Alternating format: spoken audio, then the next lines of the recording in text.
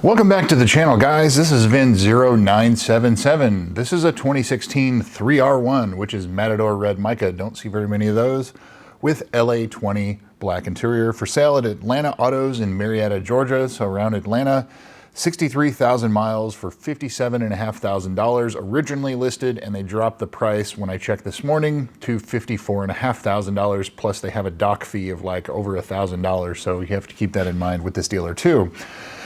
Tennessee and Georgia car its whole life, and as I said, right now they dropped the price to $54,500 plus their dock fee, so it's still going to be around $55,000, $56,000. Production statistics. So Matador Red Mica, pretty rare color. There's only 106 of them that were made for the US 49 out of the 2,348 cars. 89 of those had LA20 black interior, which is like 3.7, 3.8% of all of the US 49 production was this color combo. So it's like an 8 out of 10 for rarity. It's a pretty rare car. 2016, 73 out of the 1,418 cars for that year were Matador Red Mica, and the majority of them, 57, had black interior. So this is one of 57 at its rarest. It's a common color combination for a rare color. As far as options go, I would say it's a kind of a standard option to a low option car. It has Mark Levinson, but it doesn't have lighted door sills. It doesn't have the all-weather floor mats. It doesn't have orange calipers. It doesn't have the glass brake sensors, etc. It's just basically Mark Levinson and trunk mat and a cargo net. That's basically all that was optioned on this car. Carfax, Epic VIN, and Auto Check. So my 2026 Carfax shows this as a 6-owner, no accident car. My 2024 Carfax shows this as a 5-owner, no accident car, so that kind of jives because there was one additional owner. Epic VIN shows this as a 5-owner, no accident car, and AutoCheck shows this as a 5-owner, no accident car. I think that Carfax got it wrong this time. I think this is a 5-owner, no accident car, Tennessee and Georgia car its whole life. Previous sales. So this car first went on sale in February of 2016 in Georgia for $87,000, and it didn't sell until January of 2017, so 11 months for sale. And then I guess the owner must not have liked it, because about 6 months later it was back up for sale, July of 2017 in Tennessee, L certified with 1,300 miles, and they were still trying to get $87,000 for it. So that doesn't make a lot of sense to me. They eventually dropped the price to $82,000 about a month later, and it looks like it sold in a total of about 2 months to its second owner. And then it looks like it went to CarMax in August of 2020, and I don't have any other for sale photos or info on it there. Usually the Epic VIN, it catches that, but for some reason it didn't here.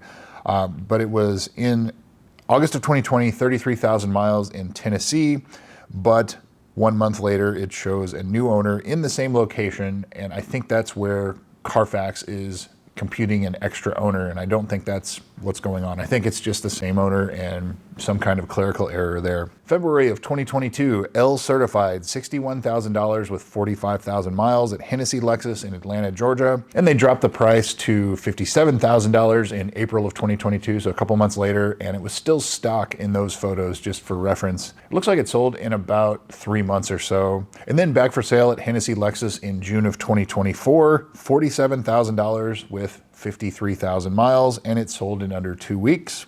And here it is, the end of May 2026, $10,000 more dollars, 10,000 more miles.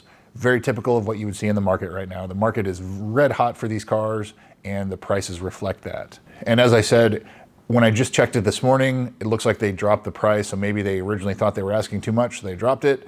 And so I'm in agreement with what they did at $54,500. So now into the photos. First and foremost, you have to give credit where credit is due. Kudos to this selling dealer for having like 60 high quality, very, very well lit photos of this car. So it's what you like to see when you're looking at these cars. A lot of them just end up providing like 8 to 10 photos. They're from too far away, you can't really see things up close.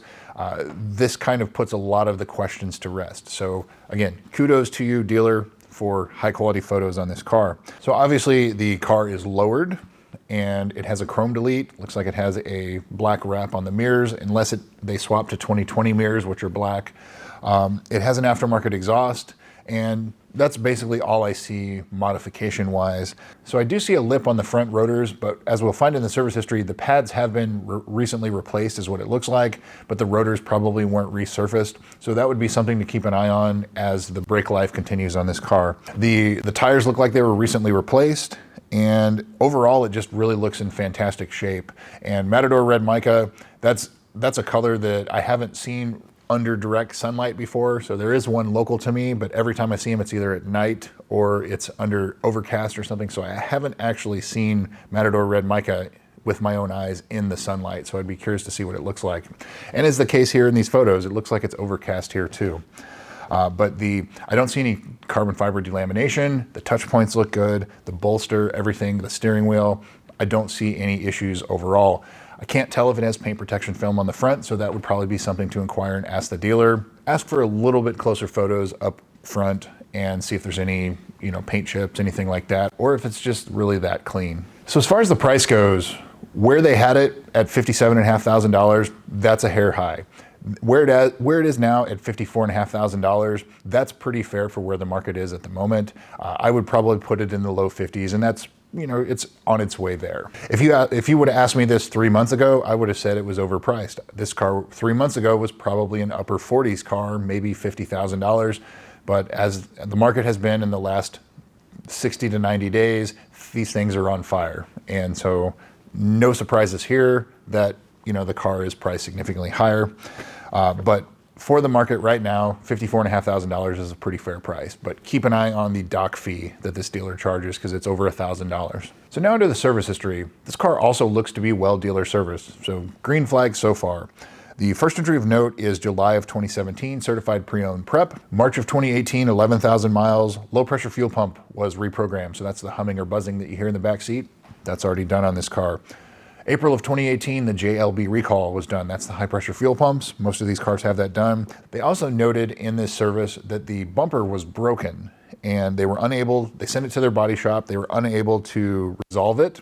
So I don't know if the bumper was replaced, repainted, something like that, repaired otherwise. It doesn't say, but that would be something I would just look a little closer and, check with the attachment points of the bumper, make sure there's no broken tabs or anything like that. It's not on the Carfax. So, it's probably they hit something or a parking curb or something like that and it pulled the bumper away.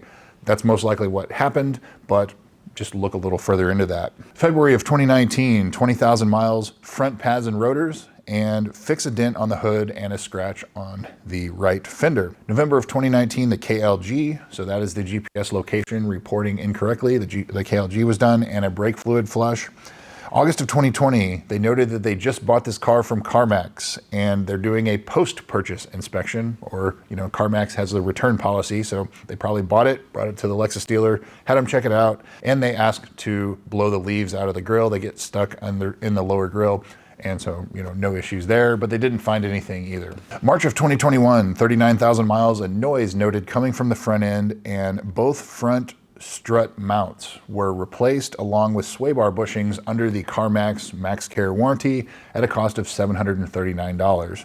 April of 2021, 40,000 miles. Brakes were noted at 3 to 4 millimeters, so getting pretty low. So they recommended front and rear brakes soon, but it was not done. May of 2022, 45,000 miles. So 5,000 miles later, certified pre-owned prep, and it doesn't look like they replaced the brakes here. So either the tech was saying they were lower than they really are, or it wasn't below the threshold for replacement for certified pre-owned. Either way, I'm pretty surprised to see that they weren't replaced there. A few months later, September of 2022, still at 45,000 miles, an alignment due to installing lowering springs. And so this car, obviously, we can tell from the photos, is lowered, and so this car's been lowered for about 20,000 miles or so. June of 2024, 53,000 miles, so about 9,000 miles ago, 4 new tires, alignment, and they note that the pads at the front and the rear are at 10 millimeters. So somewhere along the line, the brake pads got replaced.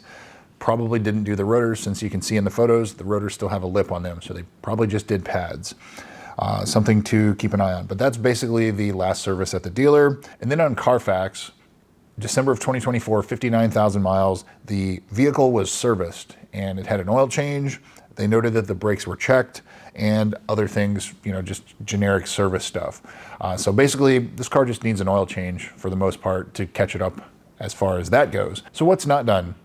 This car definitely needs at least front rotors pretty soon, just on thickness. Even though it may have new pads and fairly new tires. The 60,000 mile service, I don't see where that's done. So that's the spark plugs, the brake fluid flush, and more of the in-depth inspection where you look at the belts and hoses and seals and things like that. So that has not been done on this car of record.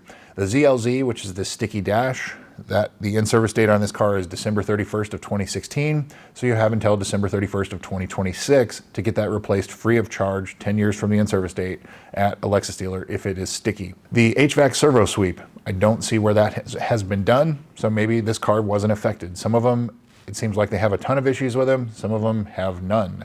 And so if you're gonna go test drive this car, make sure it's fully warmed up so the two little triangles in the middle of the dash or in the middle of the gauge cluster, make sure that those are right in the middle. Set it one side to max hot, one side to max cold, cycle through everything, switch sides, and make sure it all responds. If it doesn't, there's a fix for it that's no longer free, but you can reprogram it. A lot of times that fixes the issue. That was what was the case with this car. If it doesn't fix it, then you've got to replace some of the servos. I would probably do the TVD service, the torque vectoring differential, and the transmission service. I don't see where those have been done. And of course, the valley plate. That is the big thing. Heat cycles and time. So put money aside for that if you buy this car or get an extended warranty, however you want to proceed. And then front lower control arm bushings if they have not already been upgraded with the car being lowered. Speaking of the car being lowered, if it does not have adjustable front or rear links or control arms, anything like that, then you will have constant tire replacement, constant inner tire wear issues because as the car is lowered, the tires start to do this and then they will wear on the insides. And so that's probably why this car had new tires 9,000 miles ago, but if it doesn't have any of that, then you will probably see inner tire wear as it sits now. So that brings me to would I buy this car? In this market, yeah, it's a pretty fair price, but you have to factor in that you're going to need to do the 60,000 mile service. You're going to need to do the torque vectoring differential, transmission service, things like that. So it just needs a little bit catching up on service. It's not too far behind, maybe front rotors, maybe valley plate, things like that. So knowing that, I would probably try to get it closer to 50, but where it's at, it's not too far off. So it has the makings to be a good one. Do a pre-purchase inspection on this and it'll probably be a good car, but with the lowering, make sure it has adjustable links. If not, you'll be on the hook for that, or find some stock springs and put it back on stock suspension. VIN0977, that's what I've got for you. Thanks again for watching. We'll see you soon.